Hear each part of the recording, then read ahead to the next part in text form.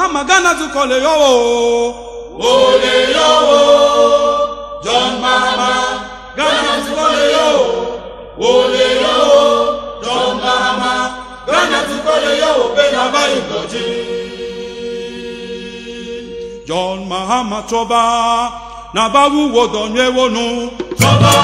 Mahama Toba. Toba. Nabawu wodonye wonu.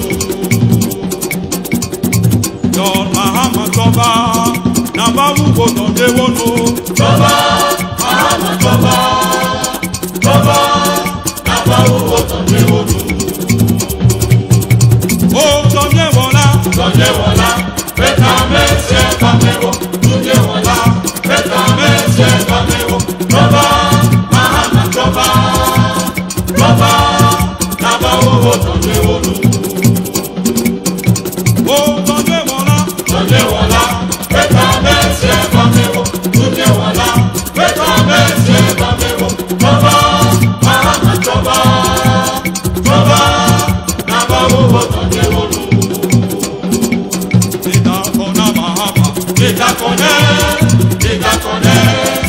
ewa bayi toji.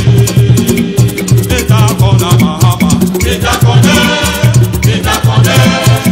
ewa bayi toji.